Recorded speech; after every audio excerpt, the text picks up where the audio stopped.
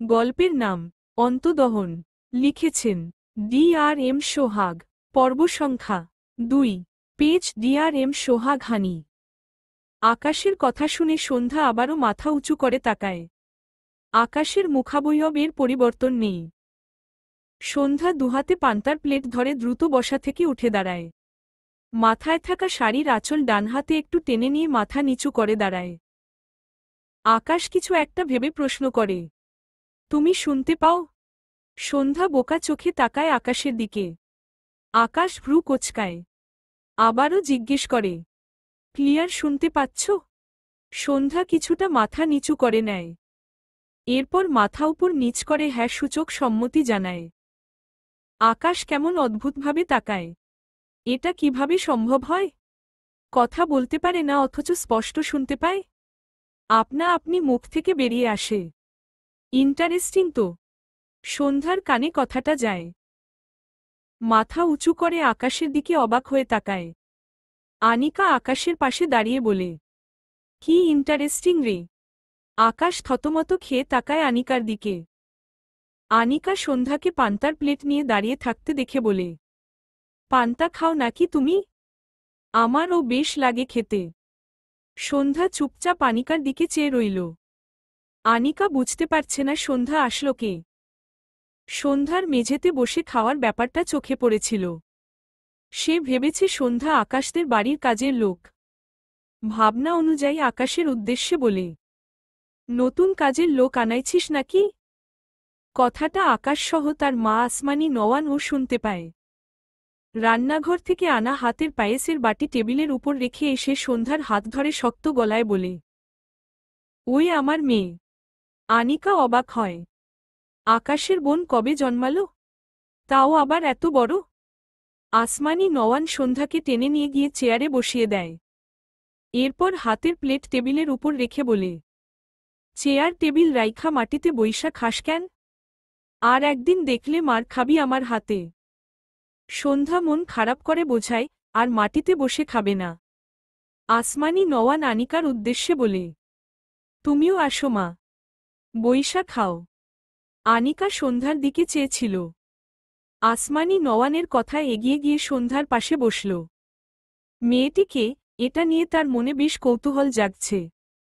আসমানি নওয়ান রান্নাঘরের দিকে গেলে আনিকা সন্ধ্যার উদ্দেশ্যে বলে, তোমার নাম কি? সন্ধ্যা মাথা উঁচু করে নীরবে চেয়ে আছে আনিকার দিকে। আনিকা সন্ধ্যার থেকে কোনো রেসপন্স না পেয়ে আরও বেশ কয়েকবার নাম জিজ্ঞেস করে। কিন্তু সন্ধ্যার থেকে কোনো উত্তর না পেয়ে বেচারি হতাশ হয়। এর মধ্যে আসমানি নওয়ান রান্নাঘর থেকে এসে আনিকাকে সন্ধ্যার নাম জিজ্ঞেস করছে শুনতে পেয়ে বলে ওঠে, ওর নাম সন্ধ্যা। ওই কথা কইতে পারে না। কথাটা শুনে আনিকা বিস্ময় দৃষ্টিতে তাকায় সন্ধ্যার দিকে। সন্ধ্যা আনিকার দিকেই চেয়েছিল। আনিকা মৃদুস্বরে বলে, সরি, আমি আসলেও বুঝতে পারিনি। সন্ধ্যা মাথা নেড়ে মৃদু হাসল। সামনে তাকালে দেখল আকাশ তার দিকেই চেয়ে আছে। সন্ধ্যার বিব্রত লাগে। মাথা নিচু করে বাকি খাবারটুকু খাওয়ায় ব্যস্ত হয়। আসমানি নওয়ান আকাশের দিকে তাকিয়ে বলে, আকাশ একবার আমার ঘরে আইসো তো। আকাশ মৃদুস্বরে বলে, আচ্ছা। আকাশ মূলত সন্ধ্যাকে সেদিনের মারা থাপ্পড়ের জন্য ভীষণ অনুতপ্ত বলা যায়। ব্যাপারটা ভাবতেই কেমন যেন বিরক্ত হয় নিজের উপর। মেয়েটি কথা বলতে পারে না, তার উপর সে মেরেছে এই ব্যাপারটা সে নিজেই মানতে পারে না। প্রয়োজন পড়লে সে বেহিসাব থাপ্পড় সহ আরও বহু শাস্তি দিতে জানে। যেমনটা আজ রেস্টুরেন্টর মেয়েটিকে থাপ্পড় মেরেছে। তবে সে এর জন্য বিন্দুমাত্র অনুতপ্ত নয়। কিন্তু সন্ধ্যার ব্যাপারটায় তার ভীষণ গিল্টি ফিল হচ্ছে। এখন উপায় কি? সরি বলে দেয়া? কথাটা ভাবতেই কেমন একটা তিতাকুটে অনুভূতি হল। আপনা আপনি ভেতর থেকে চলে এলো, অসম্ভব। এসব শব্দ সে উচ্চারণ করবে? একদমই সম্ভব না। সন্ধ্যা তার খাওয়া শেষে হাতের প্লেট নিয়ে রান্নাঘরের দিকে যায়। আনিকা সন্ধ্যাকে দেখছে আর একটু একটু করে পায়েস খাচ্ছে। পায়েস তার বেশ পছন্দের। কিন্তু সে মনোযোগ দিয়ে খেতে পারছে না। আকাশের মা নিজের মেয়ে বলে পরিচয় দিলও মেয়েটিকে।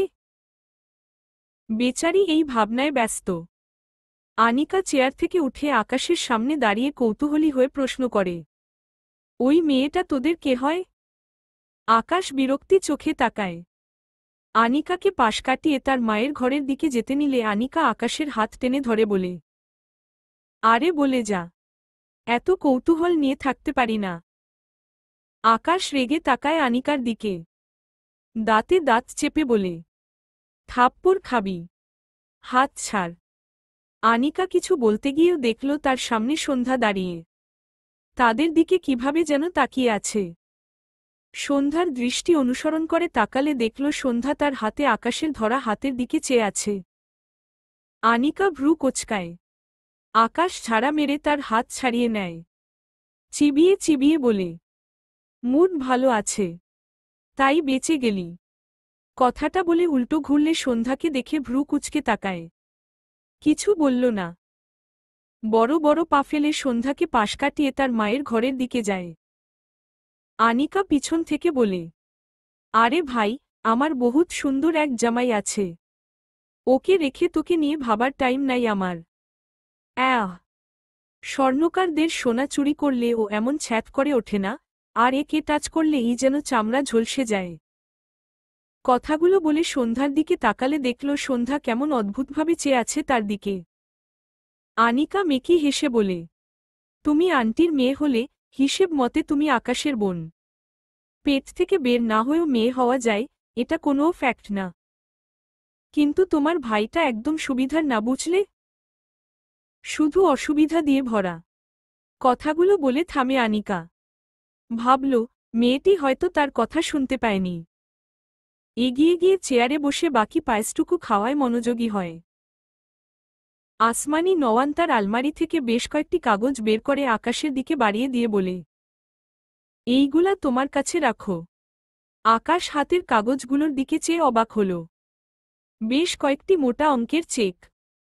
তার মধ্যে একটি পুরো 15 লাখ টাকার চেক থেকে টাকা উঠানো হয়েছে। আকাশ বিস্ময় দৃষ্টিতে তার মায়ের দিকে তাকায়। আসমানি নওয়ান আঞ্চলিক ভাষায় কথা বললেও তিনি বেশ শিক্ষিত। ভদ্র মহিলার অনার্স কমপ্লিট। এরপর আর পড়েননি তিনি। আকাশ অবাক হয়ে বলে, এত টাকা উঠিয়ে কি করেছ মা? আসমানি নওয়ান মৃদুস্বরে বলে, আমার দরকার আছিল। আকাশের রাগ হয়। মানে তার মা এসব কি শুরু করেছে? একটার পর একটা কাজ করছে, কোনোটা উল্টা তো কোনোটা সোজা। সোজা কাজই বা বুঝবে কি করে? এত টাকা কি করেছে তার মা?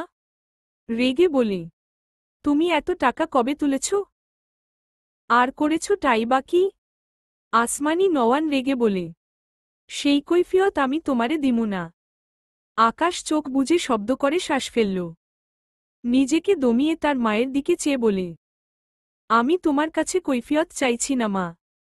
কোনো কাজ করার আগে আমাকে অ্যাটলিস্ট জানানো উচিত। এইটুকু অধিকার তো আমার আছে। আসমানি নওয়ান মৃদুস্বরে বলে, আমার ইচ্ছা করে নাই। আকাশ হাতে থাকা কাগজগুলো হাতের মুঠোয় দলা পাকাল। এত রাগ লাগছে তার।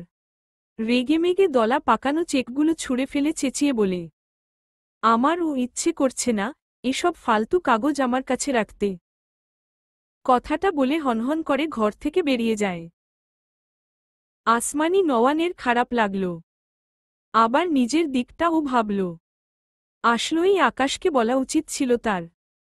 তার ভুলের জন্যই আকাশটা কেমন হুটহাট উদ্ভট আচরণ করছে। আসমানি নওয়ানের রুমের পাশের রুম সন্ধ্যার। সে তার রুমে যাওয়ার সময় আকাশের মুখে টাকার কথাগুলো শুনতে পেয়ে দাঁড়িয়ে যায়। সে আসলো বুঝল না এসবের কারণ। তবে সন্ধ্যার অবাক লাগে, এই ভদ্র মহিলা অনেক ভালো। অন্তত তার সাথে তো অনেক ভালো ব্যবহার করে। তার সৎ মা এমন ভালো মানুষের হাতে তাকে তুলে দিল কেন?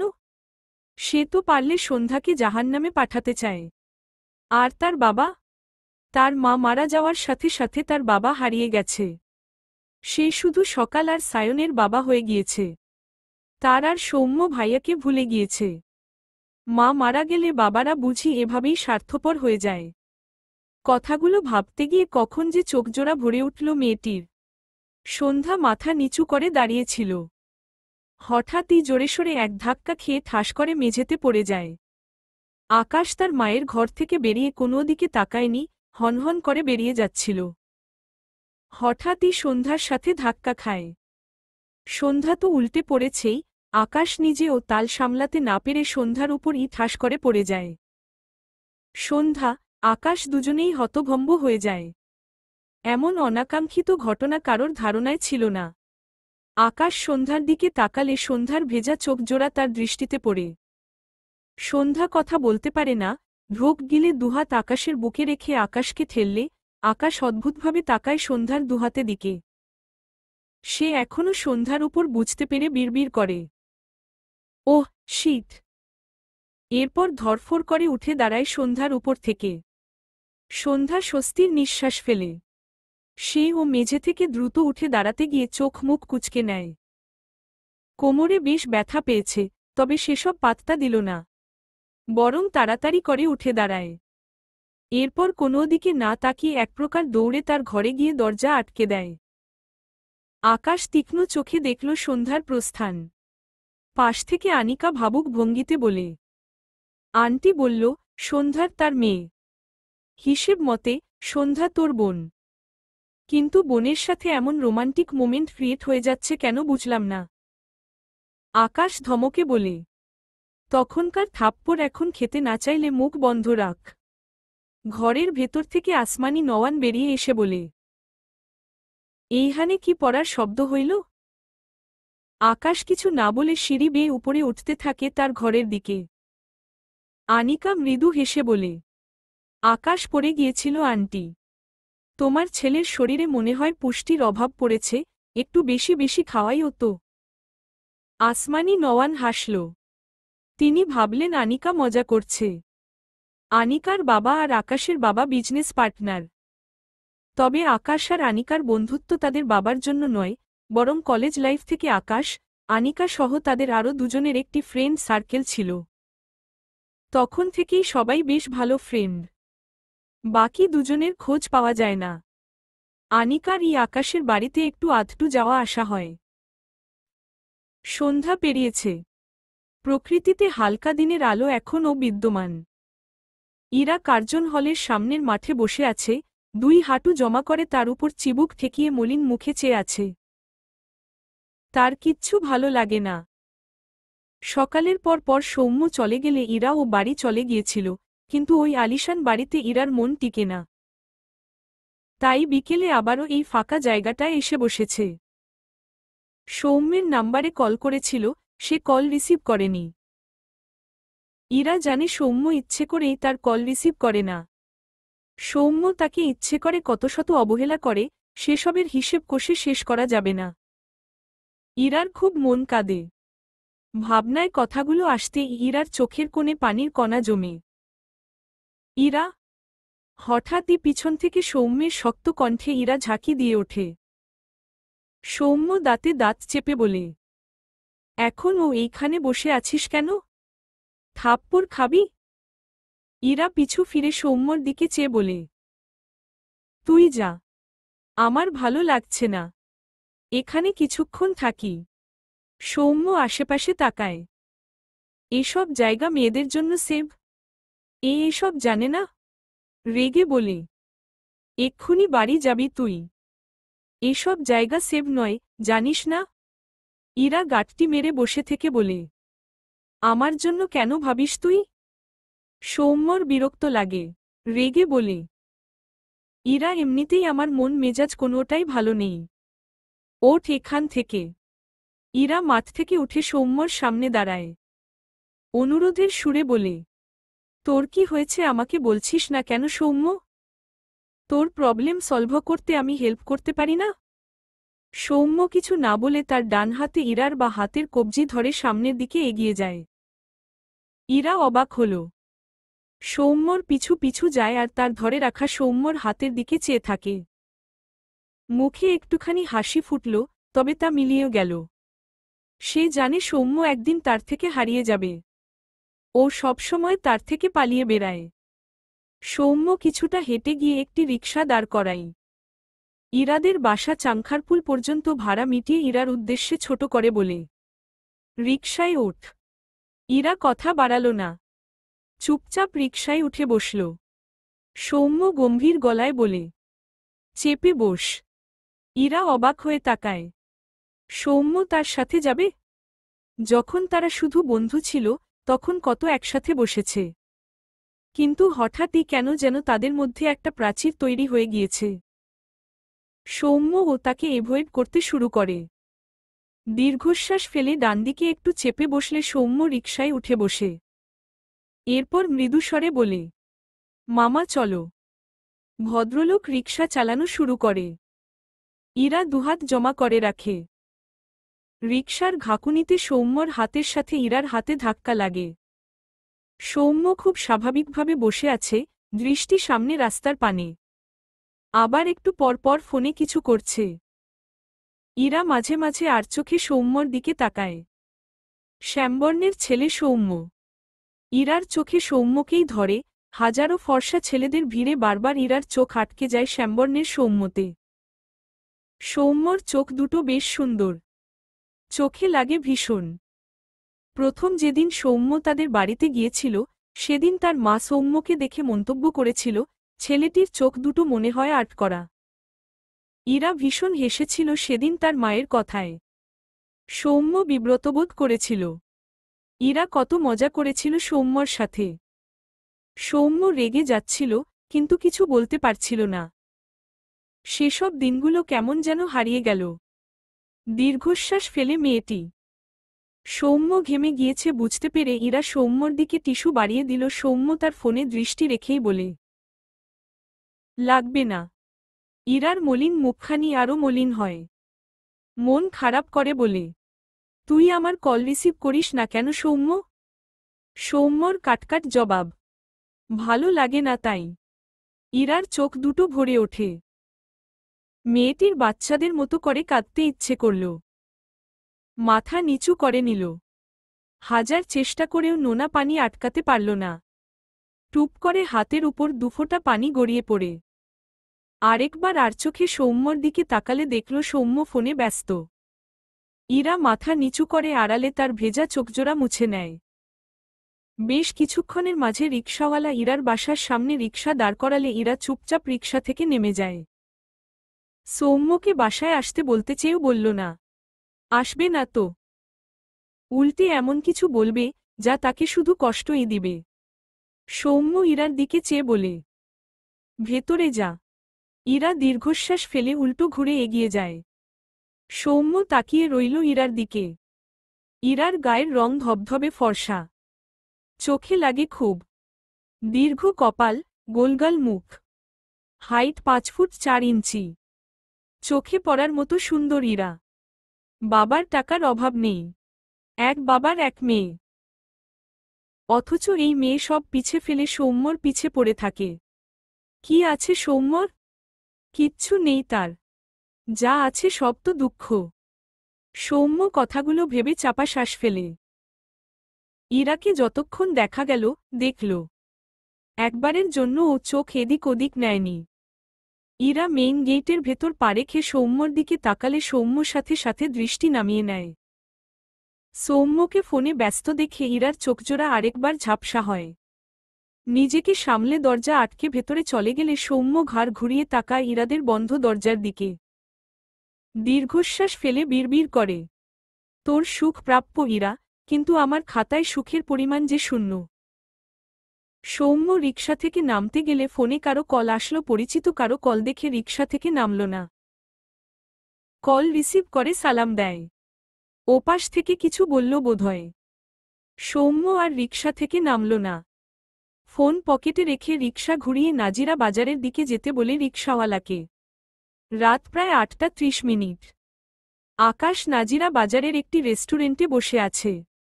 কারো জন্য অপেক্ষা করছে। একটু পর পর হাতঘড়িতে সময় দেখতে আবার ফোনে কিছু করছে। সৌম্য আকাশের সামনে দাঁড়িয়ে ডান হাত এগিয়ে দিয়ে সালাম দেয়। আকাশ ডান হাত বাড়িয়ে সৌম্যর সাথে হাত মেলায়, সাথে সালামের উত্তর নেয়। সৌম্যকে বসতে বললে সৌম্য আকাশের সামনের চেয়ারে বসে একে অপরকে জিজ্ঞেস করে কেমন আছে। এরপর আকাশ হালকা কিছু অর্ডার করে, সাথে 2 কাপ কফি অর্ডার করে দেয়।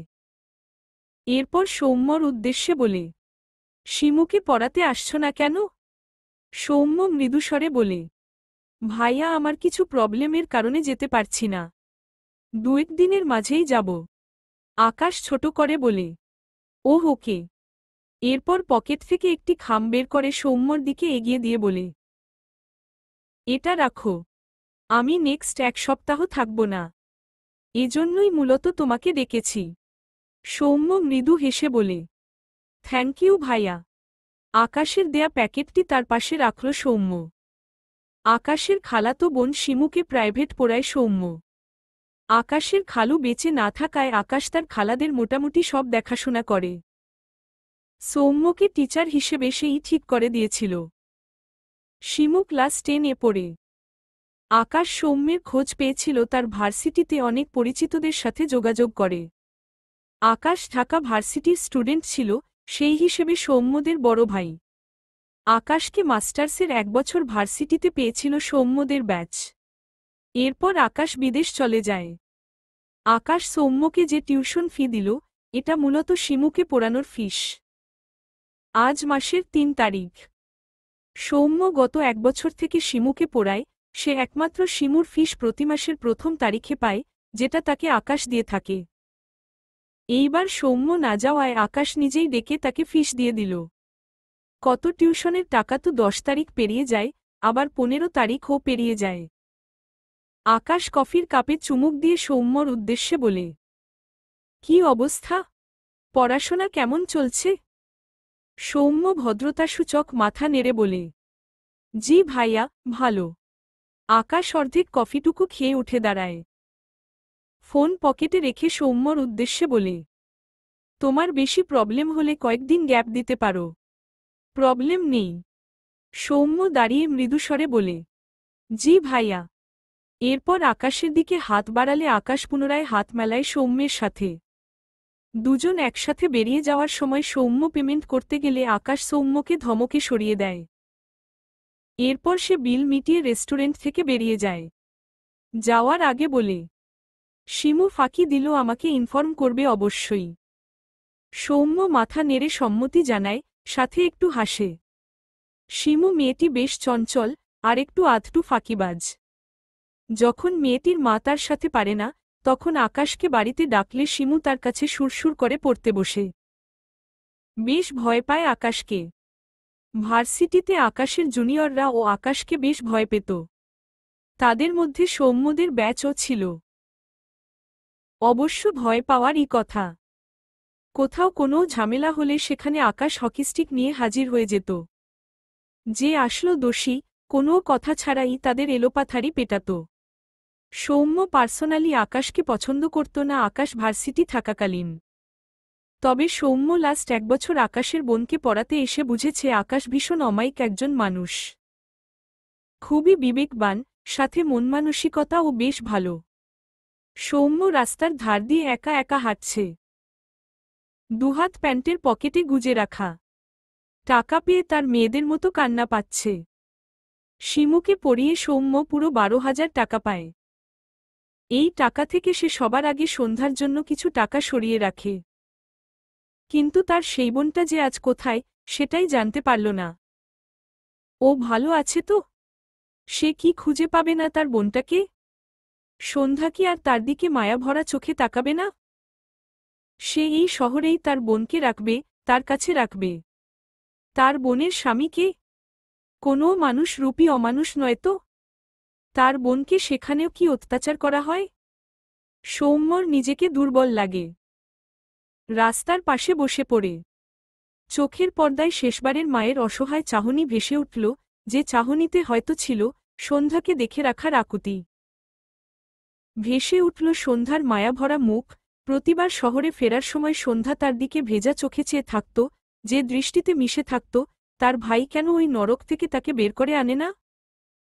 এরপর ইরার টলমলে চোখ জোড়া ভেসে ওঠে। যে চোখ জোড়ায় কত শত অভিমান, অভিযোগ সৌম্যকে ঘিরে।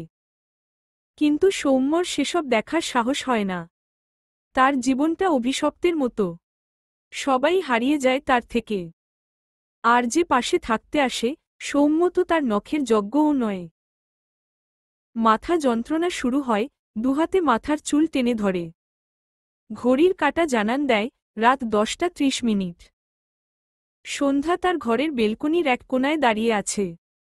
মুখটা মলিন। ভাইয়ের কথা খুব মনে পড়ছে। তার ভাই এরকম তারিখে গ্রামে যায়। সে গ্রামে কষ্ট করে থাকলেও মাসে কয়েকবার করে তার সৌম্য ভাইয়াকে দেখতে পেত। কত শান্তি পেত। সৌম্য ভাইয়া তাকে মজা করে বলত, বনু, আমার একটা কুড়িয়ে পাওয়া বোন আছে বুঝলি, ওর নাম শুনবি? সন্ধ্যা আগ্রহের সাথে তার ভাইয়ের দিকে চেয়ে থাকত। সৌম্য মনে মনে হেসে বলত, ওর নাম সন্ধ্যা। সন্ধ্যা রেগে সৌম্যর বাহুতে কিল দিয়ে মুখ ফুলাত। সৌম্য সন্ধ্যার জন্য আনা কেনা জামা বের করে সন্ধ্যার সামনে ধরলে সন্ধ্যার ভাইয়ের প্রতি সব অভিমান মুছে যেত। সৌম্য জামা পরতে বললে সন্ধ্যা ঝটপট তার ভাইয়ের দেয়া জামা পরে এসে তার ভাইকে দেখাত। সারা সপ্তাহের সৎ মায়ের অত্যাচার এক নিমিষেই ভুলে যেত যখন তার একটামাত্র আপন ভাইয়ের সাথে একটুখানি খুনসুটিতে ব্যস্ত হতে পারত। কথাগুলো ভাবতে ভাবতে সন্ধ্যার চোখ থেকে ঝোড়ো ঝোড়ো করে পানি গড়িয়ে পড়ে। বেলকনির গ্রিলে মাথা ঠেকিয়ে চোখ বুজল। সৌম্য ভাইয়া কি তাকে নিতে আসবে না? গ্রামে যায়নি তার ভাই? বাবার থেকে শুনে কেন তাকে নিতে আসছে না সৌম্য ভাইয়া? বেশ অনেকক্ষণ নীরবে চোখের পানি ফেলে মেয়েটি। এরপর ওয়াশরুমে গিয়ে চোখে মুখে পানি দেয়। আসমানি নওয়ান তার ঘরে যেতে বলেছে। বলেছে তাকে মাথায় তেল দিয়ে দিবে। সন্ধ্যা না করেনি। ভদ্রমহিলা তার কথা খুব ভাবে। সন্ধ্যার ভালোই লাগে। অনেকটা মায়ের আদরের মতো লাগে। টেবিলের উপর থেকে একটি তেলের বোতল নিয়ে ঘর থেকে বেরিয়ে যায়। কিছুদূর গিয়ে হঠাৎ বোতল থেকে বেশ অনেকটা পরিমাণ তেল মেঝেতে পড়ে যায়। বোতলের মুখ আলগা থাকায় এমন হয়েছে। সন্ধ্যা বুঝতে পারেনি। বিরক্ত হল নিজের উপর। আবার উল্টো ঘুরে এগোয় জায়গাটুকু মুছে ফেলবে বলে। আকাশ অফিস থেকে ফিরেছে। তার কাছে থাকা চাবির দ্বারা দরজা খুলে মাত্র বাড়ির ভেতর প্রবেশ করেছে।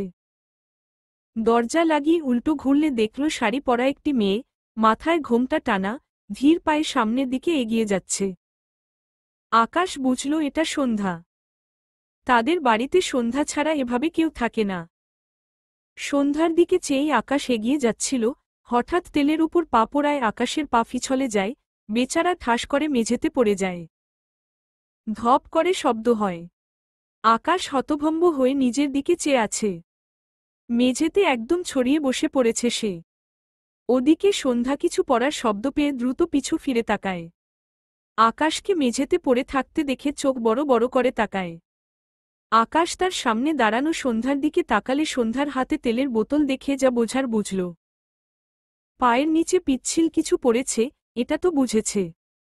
তেলের বোতল দেখে পুরোটাই বুঝল। সন্ধ্যা বারবার ঢোক গিলছে। আকাশ সন্ধ্যার দিকে শক্ত চোখে চেয়ে দাঁতে দাঁত চেপে বলে, ইডিয়েট, চোখে দেখো না। সন্ধ্যা কি বলবে বুঝল না। আকাশের অবস্থা দেখে তার যেমন খারাপ লাগছে, সাথে হাসিও পাচ্ছে। লোকটা পড়েছে তো পড়েছে, একদম বাচ্চাদের মতো করে পা ছড়িয়ে পোড়ায় হাসি পাচ্ছে। না চাইতেও ঠোঁটের কোণে হাসি ফুটে ওঠে। আকাশ মেঝে থেকে উঠতে চাইছিল, অনেকটা জায়গা জুড়ে তেল, যার ফলে আকাশ ঠিক সুবিধা করতে পারছে না। বিরক্তি নিয়ে সামনে তাকালে সন্ধ্যার হাসিমুখ চোখে পড়ে। আকাশের রেগে যাওয়ার কথা, কিন্তু সে রাগল না। শীতল দৃষ্টিতে সন্ধ্যার মুখপানে তাকায়। সন্ধ্যার গালের বা পাশে বর্ষার একটি টোল পড়ে, যা আকাশের দৃষ্টিতে নিখুঁতভাবে আটকায়। সন্ধ্যা বহু কষ্টে নিজেকে সামলাল। আকাশের দৃষ্টিতে খানিক বিব্রতবোধ করে। তেলের বোতলটি মেঝেতে রাখে। তখনই বাড়ির বেল বেজে ওঠে। সন্ধ্যা দরজার দিকে তাকায়। আকাশদের বাড়ির কাজের লোক গিয়ে দরজা খুলে দেয়। সন্ধ্যার দৃষ্টি দরজার পানে ছিল। এক অপরিচিত ছেলের মুখ দেখে সন্ধ্যার ভ্রু কুঁচকে যায়। ছেলেটি কোনো দিকে তাকাল না। আকাশকে পিছন থেকে দেখেই চিনতে পেরেছে। কোনো দিকে না তাকিয়ে একদৌড়ে আকাশের সামনে দাঁড়িয়ে ক্যামেরায় সমানে ক্লিক করে আর বলে, বাতাস বাবু স্মাইল প্লিজ। আকাশ সন্ধ্যার দিকে চেয়েছিল, পরিচিত কণ্ঠ পেয়ে সেদিকে তাকায়। ততক্ষণে ছেলেটি তার হাতে থাকা ক্যামেরা দ্বারা অনেকগুলো ছবি তুলেছে আকাশের। সন্ধ্যা ছেলেটির মাথা থেকে পা পর্যন্ত দৃষ্টি বুলায়। ছেলেটি অনেকটা বিদেশিদের মতো দেখতে, হাইট 6 ফুটের কাছাকাছি। চুলগুলো হালকা ব্রাউন টাইপ, গায়ের রং ধবধবে ফর্সা, গালে দাড়ি নেই, গলায় ক্যামেরা ঝুলানো, গায়ে সাদা রঙের শার্ট, প্যান্ট জড়ানো, পিঠে একটি ব্যাগ। আকাশ রেগে বলে, অরুণ, ক্যামেরা ভাঙতে না চাইলে সবগুলো পিক ডিলিট করবি। অরুণ দাঁত কেলিয়ে বলে, ঝাক্কাস আসছে পিকগুলো। সবগুলো ভার্সিটিতে ভাইরাল করব আজকেই। জোশ হবে না মামা? আকাশ ততক্ষণে উঠে দাঁড়িয়েছে। বা হাত কোমরে রেখে চোখমুখ কোচকাল। ভালোই ব্যথা পেয়েছে। অরুণ এগিয়ে এসে আকাশের পাশে দাঁড়িয়ে তার ক্যামেরায় উঠানো পিকগুলো একটা একটা করে আকাশকে দেখায় আর বলে, তুই আমাকে এয়ারপোর্টে রিসিভ করতে গেলি না, এত সুন্দর সারপ্রাইজ দিবি বলে। তোকে সত্যিই বাবু লাগছে রে। আকাশ খপ করে অরুণের ক্যামেরা ধরতে গেলে অরুণ দ্রুত তার ক্যামেরা সরিয়ে নেয়। আকাশ তার দিকে এগিয়ে আসলো, অরুণ লাফ দিয়ে কয়েক পা সরে যায়। আকাশ অরুণের পিছে যায় অরুণের ক্যামেরা ধরতে। অরুণ দৌড়াতে দৌড়াতে বলে, তুই ভার্সিটির বড় ভাই, তোকে সবভাবে দেখার অধিকার আছে জুনিয়রদের। তুই এভাবে ওদের বঞ্চিত করতে পারিস না।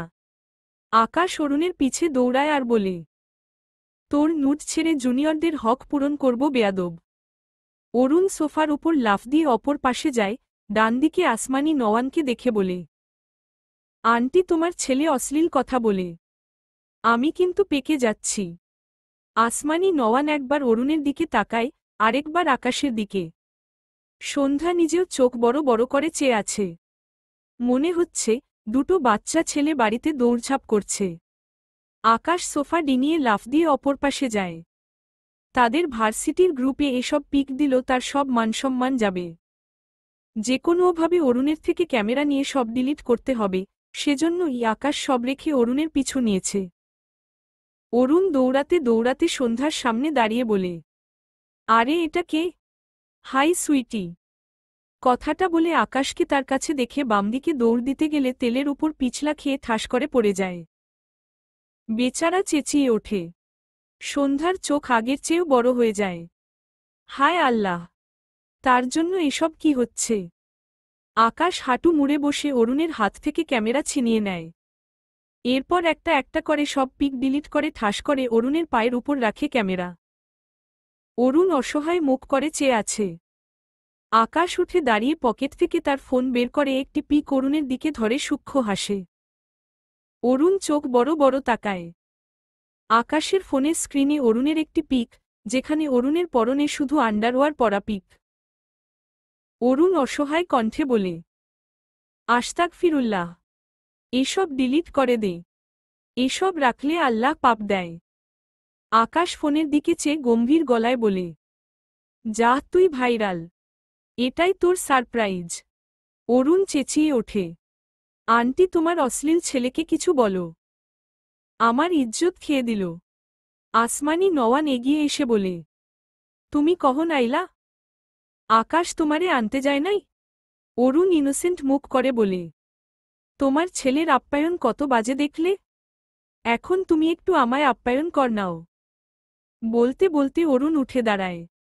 সন্ধ্যা বিস্মিত। এরকম বিদেশি একজন ছেলে দিব্যি বাংলা বলছে, ব্যাপারটা সন্ধ্যাকে ভীষণ অবাক করেছে। আকাশ তার ফোন পকেটে রেখে তার প্যান্ট ছাড়ে কয়েকবার। প্যান্টে, পায়ে পুরো তেল তেল হয়ে গিয়েছে। উল্টো ঘুরে সামনে এক পা বাড়ালে সন্ধ্যাকে দেখে থেমে যায়। সন্ধ্যা অরুণের দিকে চেয়ে মুচকি মুচকি হাসছে। সামনে আকাশকে খেয়াল করেনি সে। আকাশ সন্ধ্যার দৃষ্টি অনুসরণ করে একটু ঘাড় ঘুরিয়ে তাকালে দেখল অরুণের দিকে চেয়ে সন্ধ্যা হাসছে। আকাশ বিরক্ত হল। সন্ধ্যার দিকে তাকিয়ে গম্ভীর গলায় বলে, ওর আনলিমিটেড গার্লফ্রেন্ড আছে। কথাটি কানে আসতেই সন্ধ্যা দ্রুত তার সামনে দাঁড়ানো আকাশের দিকে তাকায়। চোখে মুখে কিছুটা বিস্ময়। আকাশ কপালে বিরক্তির ভাঁজ ফেলে সন্ধ্যার দিকে তাকিয়ে আছে। সন্ধ্যা আকাশের দিকে তাকিয়ে না চাইতেও হেসে ফেলল। আকাশ অবুঝ নয়নে সন্ধ্যার দিকে তাকায়। সন্ধ্যা মাথা নিচু করে মুখে হাত দিয়ে হাসি থামাতে চায়, মেয়েটির হাসির শব্দ নেই। কিন্তু গালের বা পাশে সৃষ্ট গভীর টোল স্পষ্ট দৃশ্যমান। আকাশের দৃষ্টি সেথায় আটকায়। সন্ধ্যার হাসি থামছে না। শেষ কবে এত হেসেছে তার মনে পড়ে না। আকাশের মাথার ডানপাশের কিছু পরিমাণ চুলে একটি প্রজাপতি আকারের ক্লিপ আটকানো। সন্ধ্যা বাচ্চাকালে এভাবে তার মাথার চুল আটকাত। আকাশকে জোকারদের মতো লাগছে। সন্ধ্যা মাথা উঁচু করে আকাশের দিকে তাকালে আকাশের দৃষ্টি তার দিকে বুঝতে পেরে মুখে লেপটানো হাসির রেশ মুছে ফেলে। ফলস্বরূপ গালে সৃষ্ট টোল অদৃশ্য হয়। আকাশ বিরক্ত হয়। একটু নয়, বরং অনেকটা বিরক্ত হয়। সন্ধ্যার চোখের দিকে তাকিয়ে বিরক্তিমাখা কণ্ঠে বলে, হাসো। সন্ধ্যা বোকাচোখে তাকায় আকাশের দিকে। আসমানি নওয়ান অরুণকে আকাশের সাথে যেতে বলে সন্ধ্যার পাশে এসে দাঁড়ায়। এরপর আকাশের উদ্দেশ্য বলে, অরুণ রে নিয়া তোমার ঘরে যাও আকাশ। ওর জন্য ঘর পরিষ্কার করা হয়নি আইজ। আকাশ দ্রুত সন্ধ্যার উপর থেকে দ্রুত নজর সরিয়ে ফেলে। নিজের কাজে ভীষণ বিরক্ত হল। কি অদ্ভুত! সে কি বাচ্চা নাকি? আসমানি নওয়ান আকাশের চুল থেকে ক্লিপ খুলে দিয়ে বলে, মাইয়াগো ক্লিপ পইরা আছো কেন? আকাশ তার মায়ের হাতের দিকে তাকালে মেয়েদের ক্লিপ দেখে বুঝল এটা অরুণের কাজ। অরুণ সিঁড়ি বেয়ে উঠছে আর পিছু ফিরে তাকিয়ে দাঁত কেলিয়ে হাসছে। আকাশ রেগে তাকায়। আসমানি নওয়ানের পাশ কাটিয়ে ২-৩ সিঁড়ি পর পর উপরে উঠতে থাকে অরুণকে ধরার জন্য। অরুণ দৌড় লাগায়। আকাশ আশেপাশে কিছু খুঁজল। পায়ে জুতো থাকলে এর কপালে আজ জুতোর বাড়ি জুটাতো আকাশ। বেয়াদব তার জন্য ওই মেয়েটা তাকে জোকার ভেবে হেসেছে, কথাটা ভাবতেই মেজাজ খারাপ হল। সন্ধ্যা মাথা উঁচু করে তাকিয়ে থাকে অরুণ আর আকাশের দিকে। আসমানি নওয়ান রান্নাঘরের দিকে যেতে যেতে বলে, সন্ধ্যা মা, তুই ঘরে যা। এই দুটো এক জায়গায় হইলে এমনই করে। সন্ধ্যা মৃদু হাসে। আকাশ সবগুলো সিঁড়ি উঠে বিরক্ত চোখে চেয়ে রইল অরুণের দিকে। এই বাংলাদেশে পা রাখতে না রাখতেই শুরু হয়ে গেল। অরুণ ততক্ষণে আকাশের ঘরে ঢুকে পড়েছে। আকাশ বিরক্তির শ্বাস ফেলে। ডান হাত রেলিংয়ের সাথে একটা পাঞ্চ মারতে গিয়েও থেমে যায় সন্ধ্যার হাসিমাখা মুখ দেখে। মেয়েটি এত হাসে কেন? সবচেয়ে বড় কথা আকাশের বারবার মেয়েটির হাসিতে চোখ আটকে যাচ্ছে, ব্যাপারটায় আকাশ চরম বিরক্ত। সন্ধ্যার আকাশের সাথে চোখাচোখি হওয়ায় দ্রুত মাথা নিচু করে নেয়। আকাশ সন্ধ্যার দিকে আর তাকাল না। দ্রুত পায়ে তার ঘরে চলে যায়। ঘরে গিয়ে ওয়াশরুম থেকে পানির শব্দ পেয়ে বুঝল অরুণ ওয়াশরুমে। আকাশ তার হাতঘড়ি খুলে টেবিলে রাখল। এরপর শার্টের বোতামগুলো একে একে খুলে শরীর থেকে ছাড়িয়ে রাখল। ঘেমে নিয়ে একাকার হয়ে গিয়েছে। ঘরের এসি ছেড়ে ডিভানের উপর বসে চোখ বুজে দুপা মেলে দিল। এরপর ডান পা নাড়াতে নাড়াতে বিড়বিড় করল, বালের গরম। অরুণ ওয়াশরুম থেকে বেরিয়ে বেডের উপর ঠাস করে শুয়ে পড়ে। শব্দ পেয়ে আকাশ চোখ মেলে তাকায়। রেগে বলে, লাথি খাবি বেয়াদব। আমার ঘরের একটা সুতা এলোমেলো করলে এক লাথি দিয়ে যেখান থেকে এসেছিস আবার সেখানে পাঠাবো তোকে। অরুণ হেসে বলে, ওয়াও, তার মানে আমার যাওয়ার টিকিট ভাড়া কোনোটাই লাগছে না। সেই তো। আকাশ বিরক্ত চোখে তাকাল।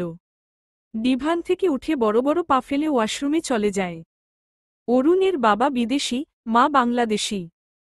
তবে সে দেখতে একদম তার বাবার মতো বিদেশি হয়েছে। তার বাবা মায়ের ডিভোর্স হয়ে গিয়েছে তার যখন 10 বছর বয়স। অরুণ 10 বছর পর্যন্ত বিদেশে ছিল তার বাবা মায়ের সাথে। এরপর তার বাবা মা আলাদা হয়ে গেলে সে মায়ের সাথে বাংলাদেশে চলে আসে। এখানেই পড়াশোনা করে। আকাশ, আনিকা এরা তার কলেজ লাইফের ফ্রেন্ড। তবে অরুণ পিএইচডি করে বাইরেই সেটেল হয়ে গিয়েছে। সে ভার্সিটি থাকাকালীন তার মা মারা যায়। এজন্যই মূলত আর বাংলাদেশে ফেরেনি। অরুণ বাংলাদেশে এসেছে মূলত দুটো বিয়েতে অ্যাটেন্ড করতে। একটা আকাশের, আরেকটি আনিকার ছোট বোনের। ইরা আর ইতি বেডের উপর বসে আছে। ইতি মূলত ইরাদের বাড়িতে বেড়াতে এসেছে। ইরাকে মন খারাপ করে বসে থাকতে দেখে ইতি ইরার দিকে এগিয়ে গিয়ে বলে, ইরা আপু কি হয়েছে গো তোমার? ইরা বেডের সাথে হেলান দিয়ে দুপা কিছুটা ভাঁজ করে আসে আছে। কোলের উপর ফোন রেখে একধানে ফোনের দিকে চেয়ে আছে। এখন রাত প্রায় 12টার কাছাকাছি। ইরা সৌম্যকে মেসেজ দিয়েছে রাত 10টায়, এখনও সিন হয়নি। অথচ সৌম্য অনলাইনে। মাঝে কতবার কল দিয়েছে, কখনো বাজতে বাজতে একাই কেটে গিয়েছে, তো কখনো সৌম্য কল কেটে দিয়েছে। ইরার চোখ জোড়া ঝাপসা। ইতি ইরাকে ঝাঁকিয়ে ডাকে, ও ইরা আপু। ইরা ঝাঁকি দিয়ে ইতির দিকে তাকায়। দ্রুত চোখজোড়া মুছে নিজেকে সামলে নেয়। এরপর মৃদু হেসে বলে, হ্যাঁ কিছু বলছিলি? ইতি মন খারাপ করে বলে, তোমার কি হয়েছে ইরা আপু? ইরা মাথা নেড়ে বলে, আরে কিছু না। ইতি ইরার দিকে চেয়ে রইল। দৃষ্টি ঘুরিয়ে ইরার ফোনের দিকে তাকায়, যেখানে লেখা, সৌম্য বাসায় পৌঁছেছিস? 10টায়। সৌম্য 10টা 30।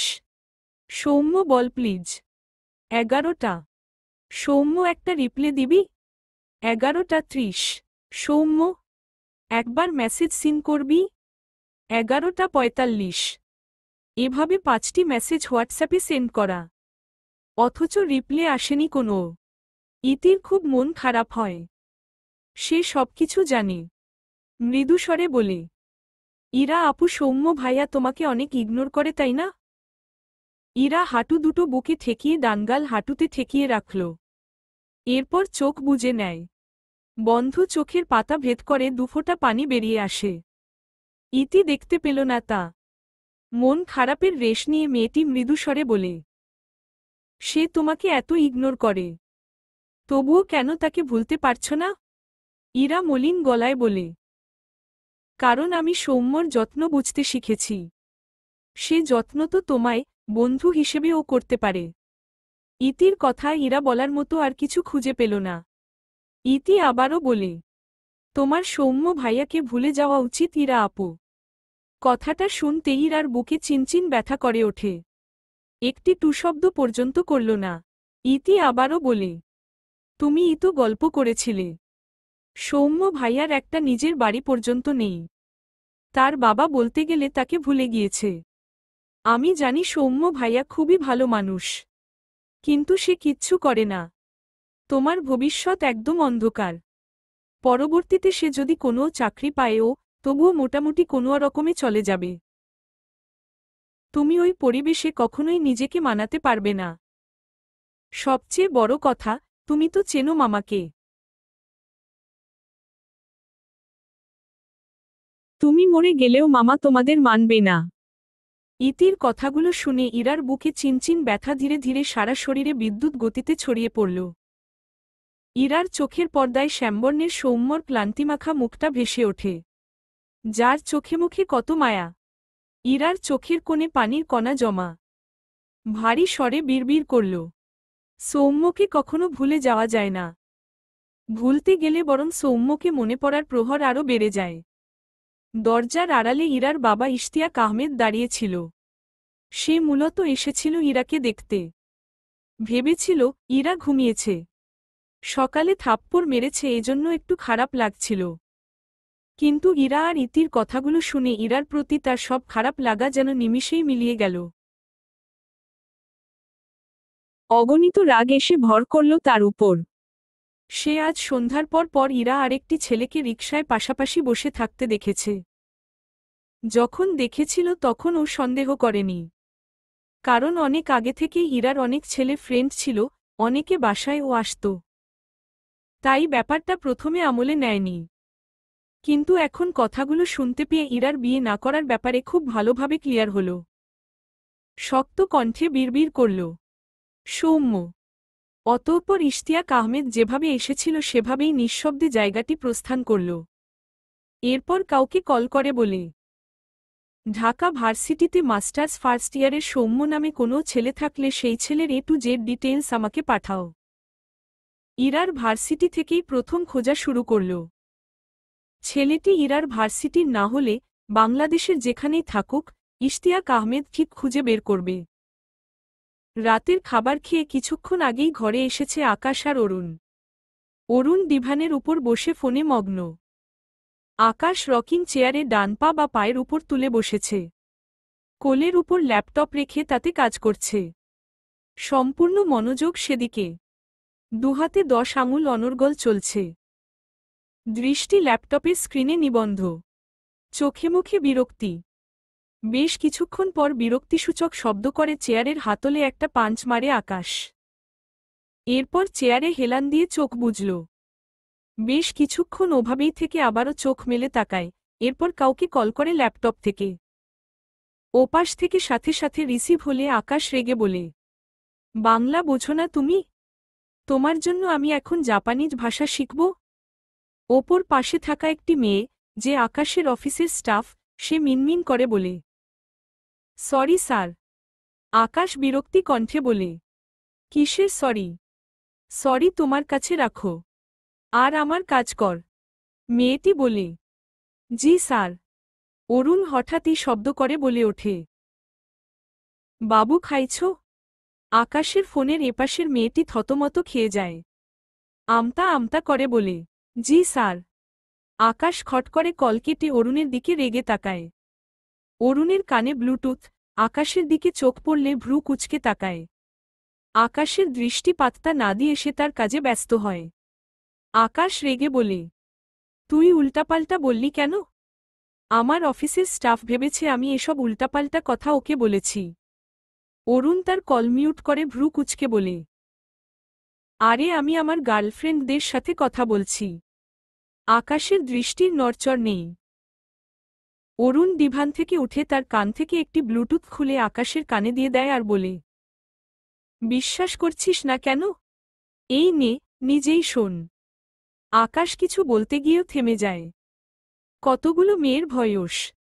ওপাশ থেকে একসঙ্গে সবাই বলে ওঠে, বাবু মিস ইউ টু। অরুণ লাজুক হেসে বলে, ওলে আমার বাবুটা। লাভ ইউ সোনা, ময়না, পাখি। ওপাশ থেকে সবাই একসাথে বলে ওঠে, লাভ ইউ জানুটা। আকাশ খুকখুক করে কেসে ওঠে। বিস্ময় কণ্ঠে বলে, এতগুলোকে একসাথে কেমনে সামলাস তুই? অরুণ নিকামো করে বলে, বাবু 2 মিনিট ওয়েট করত। আমাকে কি যেন কামড়েছে। ইস। কথাটা বলেই কল মিউট করে ফেলে। ওপাশ থেকে সবাই বলে ওঠে, বাবু তোমাকে কি কামড়ালো? আমাকে বলো প্লিজ। অরুণ হেসে আকাশের উদ্দেশ্যে বলে, আরে আলাদা আলাদা করে কথা বলতে গেলে তো সারাদিন লাগবে, তাই এই টেকনিক। আকাশ চোখমুখ কুঁচকে তাকায়। কি পরিমাণ প্লেবয় এটা ভাবা যায়। কান থেকে ব্লুটুথ নিয়ে ছুঁড়ে ফেলে রেগে বলে, সবগুলোর থেকে তোর কপালে জুতার বাড়ির ব্যবস্থা করব আমি, দাঁড়া। ক্যারেক্টারলেস একটা। অরুণ হাসল। আকাশকে কিছু বলল না। আবারও ডিভানে গিয়ে বসে কথা বলায় ব্যস্ত হয়। আকাশ ল্যাপটপে মনোযোগ নিবন্ধ করে। একটি কফির অভাববোধ করল। বিরক্ত হল খানিক। কিন্তু এটুকু বিরক্তবোধ কাজের প্রতি অনীহা আনতে পারেনি। আকাশ আবারও টানা 5 মিনিট অনর্গল ল্যাপটপের কিবোর্ডে আঙুল চালাল। এরপর হঠাৎই আঙুলগুলোকে রেহাই দেয়। ডান হাতে তার মাঝারি সাইজের দাড়িতে হাত চালিয়ে সূক্ষ্ম হেসে বিড়বিড় করে, গুড জব। আকাশের বাবা সাইফুদ্দিন নওয়ান আকাশের ঘরে এসে অরুণের পাশে বসে। এরপর অরুণের কাঁধ চাপড়ে বলে, কেমন আছো ইয়াংম্যান? অরুণ আকাশের বাবাকে দেখে দ্রুত ফোন রেখে ভদ্রলোকের দিকে ফিরে বসে। এরপর হেসে বলে, এই তো ভালো। আপনি কেমন আছেন আঙ্কেল? সাইফুদ্দিন নওয়ান জানালেন তিনিও ভালো আছেন। এরপর দুজন আরও টুকটাক কথা বলে। সাইফুদ্দিন নওয়ান আকাশের উদ্দেশ্যে বলে, আকাশ তুমি ইরাকে বিয়ে করবে না কেন বলেছ? বাবার কথায় আকাশের দৃষ্টি থামে কিছুক্ষণের জন্য। এরপর আবারও তার কাজে ব্যস্ত হয়ে বলে, আমার ইচ্ছা। সাইফুদ্দিন নওয়ান বিরক্তি কণ্ঠে বলেন, তুমি কি আমার সাথে মজা করছ? ইরাকে বিয়ে করবে না কেন? আকাশ ভাবলেশহীনভাবে উত্তর দেয়, ইচ্ছে করছে না। ছেলের গা ছাড়া ভাবে সাইফুদ্দিন নওয়ান রেগে যায়। ডিভান থেকে উঠে দাঁড়িয়ে রাগান্বিত স্বরে বলে, তুমি কি ওই মেয়েটার জন্য বিয়ে করতে চাইছ না? আকাশের কপালে ভাঁজ পড়ে। রকিং চেয়ার ঘুরিয়ে ডানদিকে ঘুরে তার বাবার দিকে মুখ করে বসে।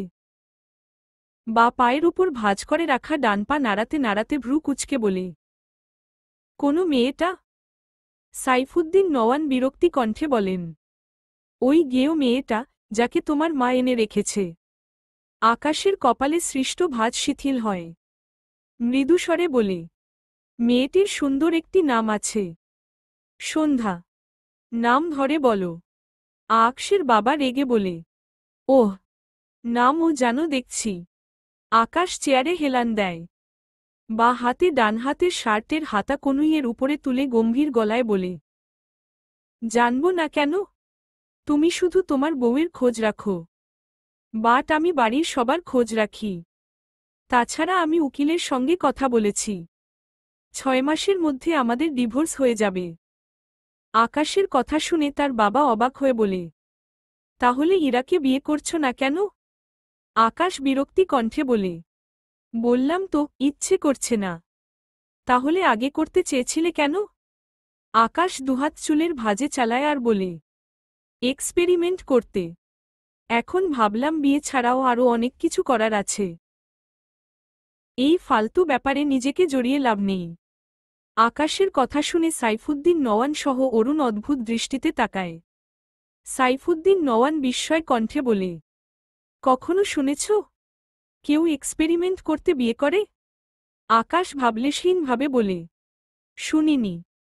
নিজেকে দেখেছি। চাইলে তুমি ও আমাকে দেখতে পারো। অরুণ আকাশের কথা শুনে শব্দ করে হেসে ফেলে। সাইফুদ্দিন নওয়ায়ন বিরক্ত চোখে তাকায় অরুণের দিকে। অরুণ হাসি আটকে বলে, সরি আঙ্কেল, ব্রেক ফেল হয়ে গিয়েছে। সাইফুদ্দিন নওয়ান কিছু বললেন না। তিনি ছেলের হেয়ালিপনায় চরম বিরক্ত সাথে হতাশ। বহু কষ্টে আকাশকে বিয়েতে রাজি করিয়েছিল, এদিকে এই ছেলের মনে ছিল এক্সপেরিমেন্ট করার ধান্দা। কিছুক্ষণ চুপ থেকে আকাশের দিকে তাকিয়ে বলে, তুমি বিয়ে না করলে আমার ব্যবসায় কত বড় লস হবে আইডিয়া আছে তোমার? আকাশ ল্যাপটপে দৃষ্টি রেখে গাছাড়া ভাব নিয়ে বলে, তাতে কি হলে হবে? সাইফুদ্দিন নওয়ান রেগে বলে, মজা করো না আমার সাথে। বিয়ে করতে হবে তোমাকে। আকাশ গম্ভীর গলায় বলে, আমি তো কবুল বলবো না। তাহলে বিয়ে হবে? সাইফুদ্দিন নওয়ান রেগে কিছুটা শব্দ করে চেঁচিয়ে ওঠে, আকাশ! আকাশ ঠাস করে ল্যাপটপ বন্ধ করে রকিং চেয়ার থেকে দাঁড়িয়ে যায়। হাতের ল্যাপটপ শব্দ করে টেবিলের উপর রাখে। সাইফুদ্দিন নওয়ান আবারও রেগে বলেন, তোমাকে বিয়ে করতে হবে আকাশ। আকাশ এবার প্রচণ্ড রেগে যায়। উল্টো ঘুরে রকিং চেয়ারে জোরেসোরে এক লাথি দিয়ে চিৎকার করে বলে, একবার বলেছি বিয়ে করব না মানে করব না। ব্যাস। এতক্ষণ শান্ত ছিলাম, ভালো লাগছিল না তোমার? অরুণ দ্রুত দাঁড়িয়ে যায়। রকিং চেয়ারের দিকে তাকালে দেখল চেয়ারটি 4 থেকে 5 হাত দূরে সরে গিয়ে উল্টে পড়েছে। চেঁচামেচি শুনে আসমানি নওয়ান আকাশের ঘরে এসে বলে, কি হইছে? সাইফুদ্দিন নওয়ান নিজ স্ত্রীর পানে শান্ত দৃষ্টিতে তাকায়। নরম কণ্ঠে বলে, কিচ্ছু না, কথা বলছিলাম।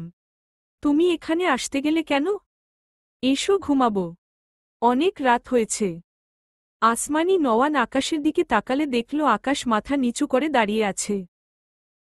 সাইফুদ্দিন নওয়ান তার স্ত্রীর হাত ধরে বাইরে বেরিয়ে গেলেন। অরুণ মৃদু হাসল। আকাশের বাবাটা তার বউটাকে সেই মোহাব্বত করে। আকাশ বিরক্ত হয়ে বেলকনির দিকে চলে গেল। ঠান্ডা মেজাজটা নাড়িয়ে নাড়িয়ে গরম করে দিয়েছে। অরুণ আকাশের পিছন পিছন আসতে আসতে বলে, আমি কি আমার গার্লফ্রেন্ডদের সাথে কথা বলতে পারি বাতাসবাবু? আকাশ পিছু ফিরে রেগে বলে, বাল যা তো। গার্লফ্রেন্ডদের সাথে কথা বল, নয়তো শুয়ে থাক। শুধু আমার কানের কাছে ঘ্যানঘ্যান করলে খবর আছে তোর। অরুণ ভদ্র হয়ে দাঁড়িয়ে পড়ে। আকাশ বেলকনিতে চলে যায়। সৌম্য গতকাল গ্রামে গিয়েছিল। সকাল সকাল আবার ফিরে এসেছে। সন্ধ্যার খোঁজেই গ্রামে গিয়েছিল। কোথাও মন টিকে না। সবসময় মন অস্থির হয়ে থাকে। আজ ভার্সিটিতে যায়নি। নিজের রুমেই উল্টো হয়ে শুয়ে আছে। সারাদিন এভাবেই ছিল। বিকেল হয়ে যাচ্ছে, কিন্তু কোনোও কাজ করেনি। গোসল, খাওয়া দাওয়া সব রেখে শুধু শুয়ে আছে। কিচ্ছু ভালো লাগছে না। সন্ধ্যাকে কবে খুঁজে পাবে সে? তার বোনটাকে ছাড়া তার সবকিছু কেমন এলোমেলো লাগে। ডান হাত বাড়িয়ে হাতিয়ে হাতিয়ে ফোন নেয়। এরপর ফোনের আলো অন করলে ইরার অনেকগুলো কল মেসেজ ভেসে ওঠে। সৌম্য দীর্ঘশ্বাস ফেলে সব নোটিফিকেশন কেটে দেয়। চাপা শ্বাস ফেলে হাতের ফোন উল্টো করে রাখে। হঠাৎই কিছু মনে পড়ল।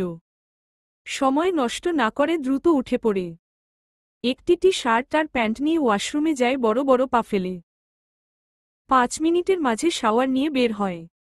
কিছুই ঠিকঠাক করল না। দুহাতে শার্টের হাতা কবজি পর্যন্ত ছেড়ে দেয়া। টেবিলের উপর থেকে ওয়ালেট আর ফোন নিয়ে বাড়ি থেকে বেরিয়ে যায়। কার্জনের হলের সামনে এসে রিকশা থামিয়ে ভাড়া মিটিয়ে দ্রুত পা চালায়। সন্ধ্যা হয়ে আসছে। আশেপাশে বারবার চোখ ঘুরিয়ে ঘুরিয়ে দেখে আর পায়ে গতি বাড়ায়। ডানদিকে অনেকটা দূরে কাঙ্ক্ষিত ব্যক্তিকে দেখতে পেয়ে স্বস্তির নিঃশ্বাস ফেলে। যা ভেবেছিল তাই। মেয়েটি বাড়িতে যায়নি। সৌম্য দ্রুত পা চালিয়ে এগিয়ে যায়। ইরা ঝাপসা চোখে তাকিয়ে আছে সৌম্যর দিকে। সৌম্য এগিয়ে এসে ইরার সামনে দাঁড়ায়। ইরার চোখ দুটো লাল, ফর্সা মুখ হালকা ফোলার সাথে লাল।